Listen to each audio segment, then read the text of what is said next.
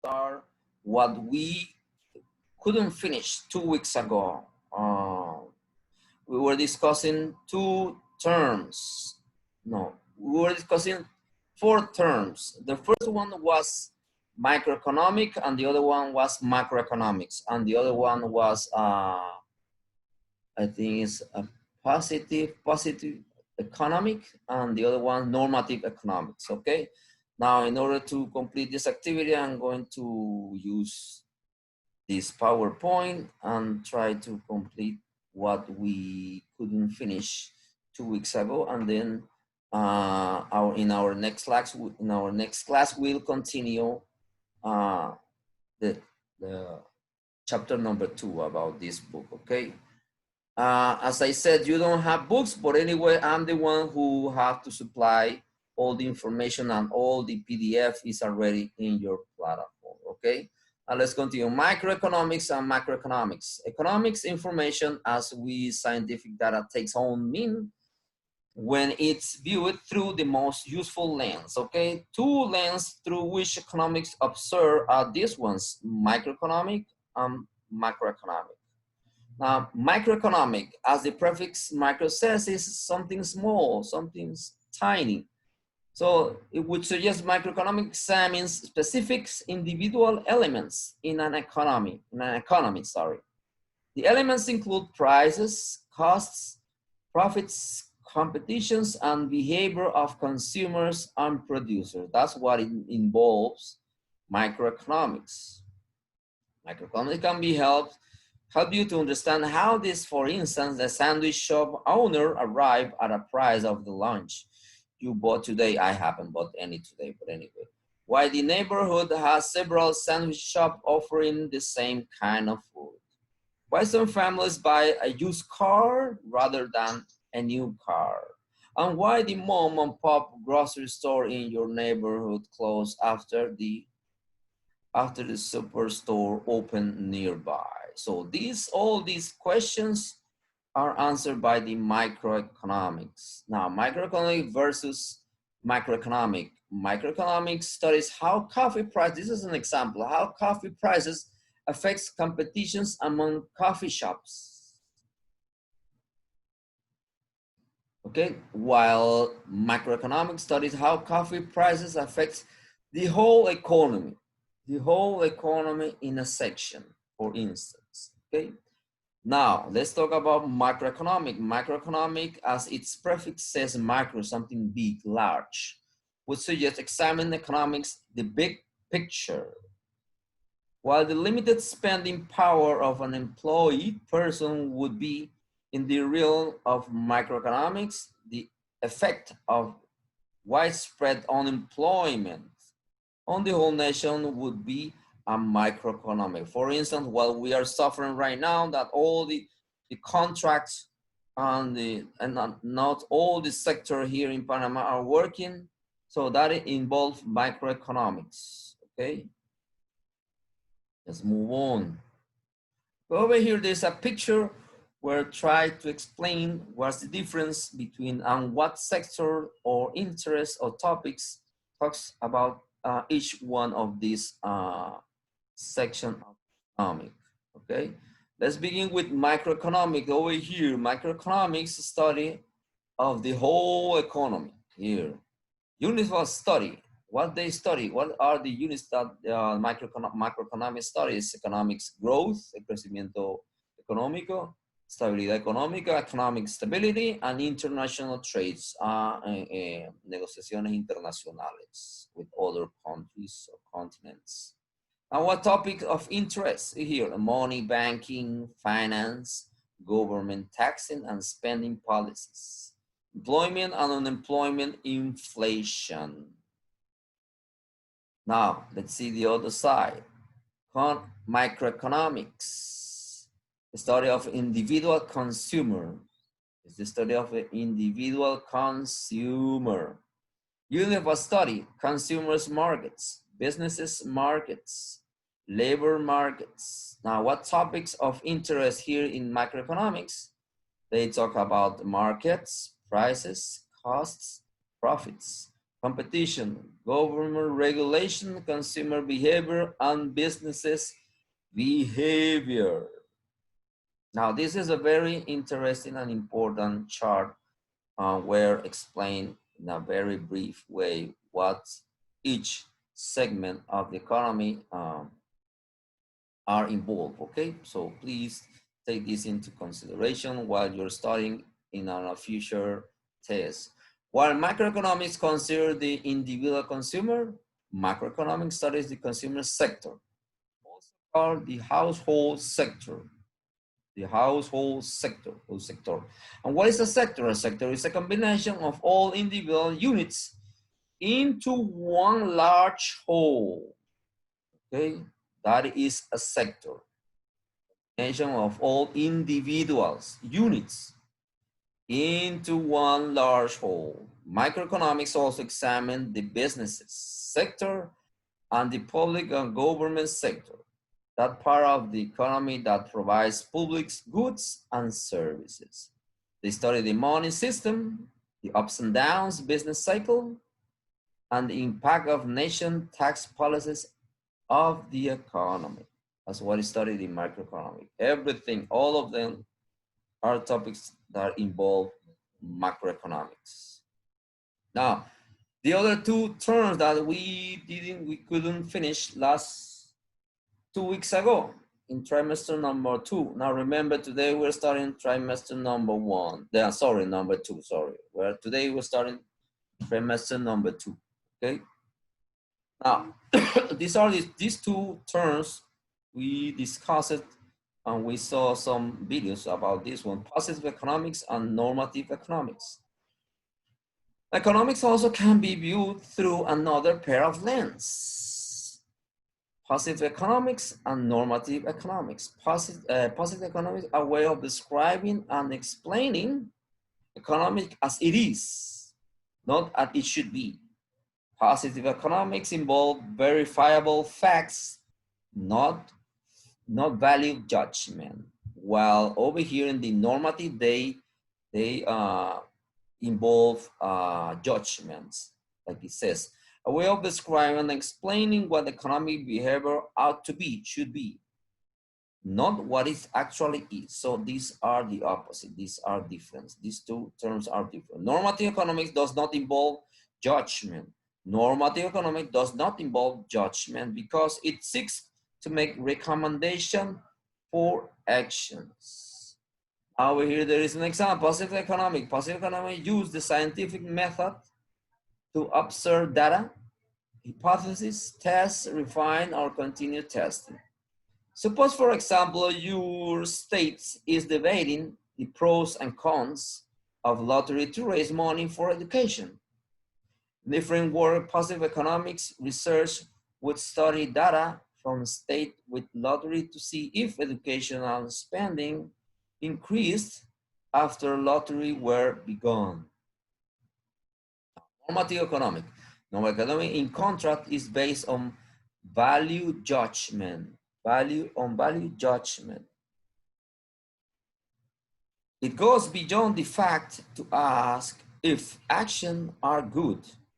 Since the value of people differ, so do the recommendation based on normative economics. Two economists, now this is the example, two economists might agree that the data show that states run lottery results in more money for schools and that many lottery tickets are purchased by people who are poor. Now these are these two statements, okay? Now their recommendation, however, might differ because they have different values. One economist might support a lottery. One economist might support a lottery because it's increased funding of school. But the other economists would say that it's not good. Why? Because usually the people who buys lottery are poor people. Why? Because they wanna hit the jackpot. They wanna try to not be try to win a lottery and try to stop this misery of being poor. Okay, so the other might oppose a lottery because it plays burden on the poor people. Okay. Now, this is another very important section in this chapter. Now, remember the chapter it talks about the economics tools. Now this is a very important book.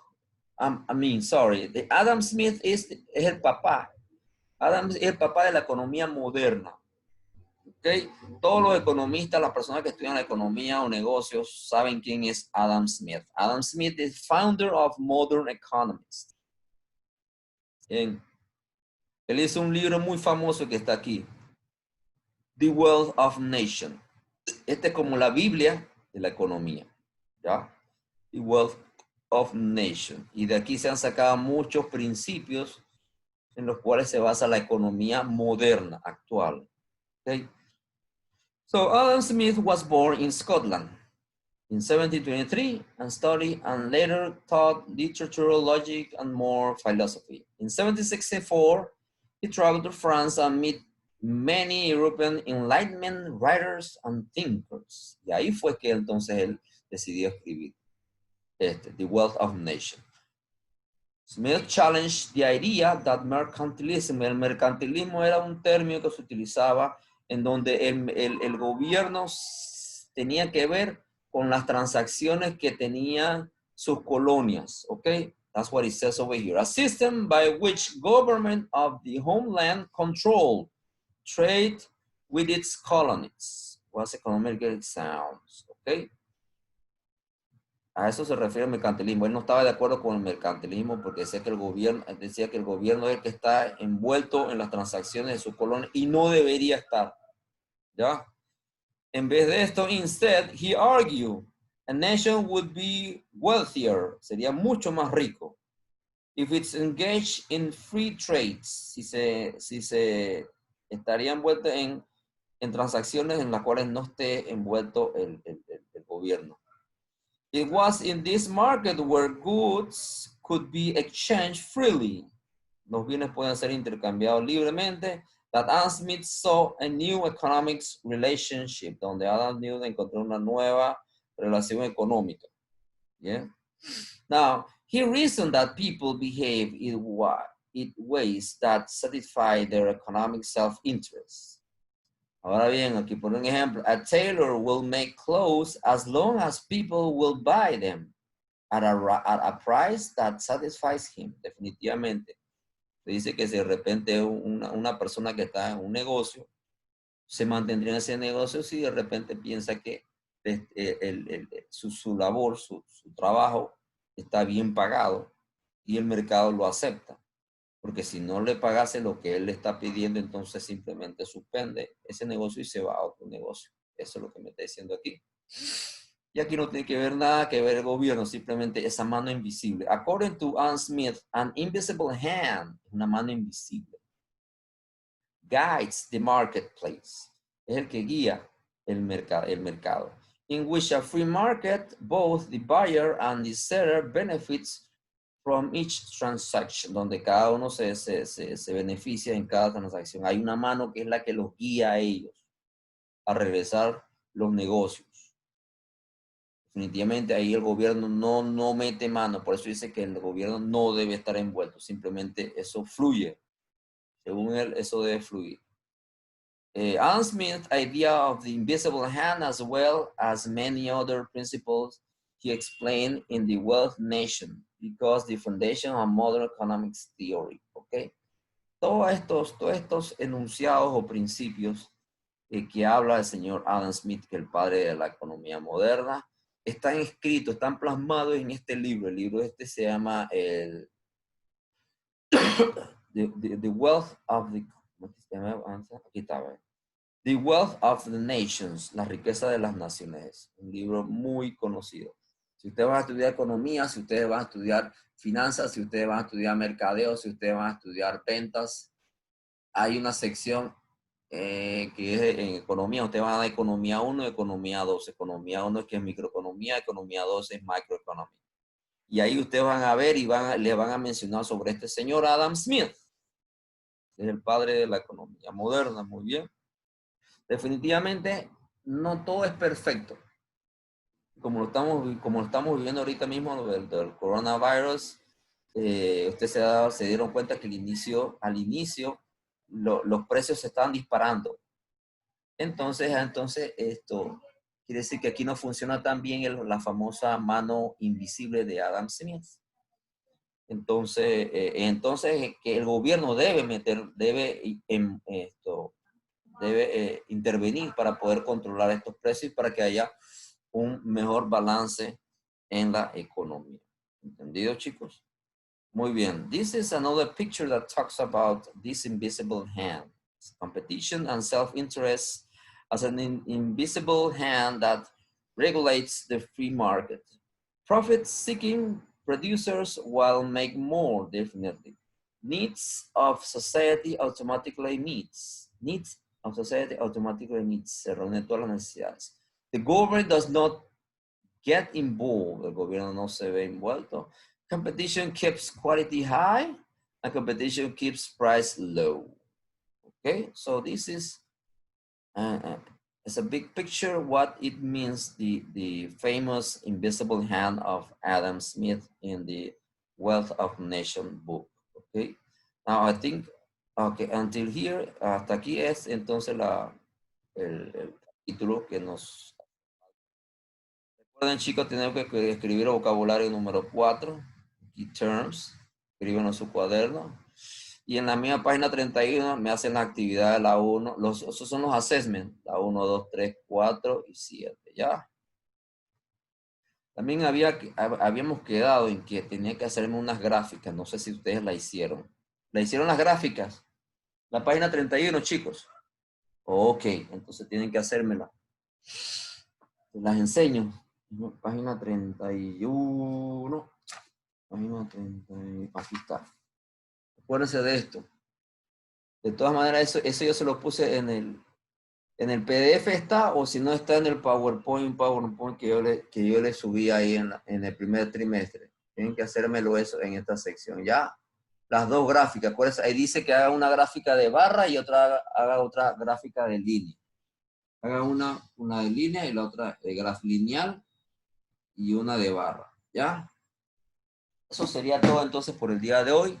Entonces el viernes vemos un nuevo tema sobre los diferentes sistemas económicos. Aquí vamos a hablar sobre el sistema económico actual, que es el que está en el mercado, libre mercado.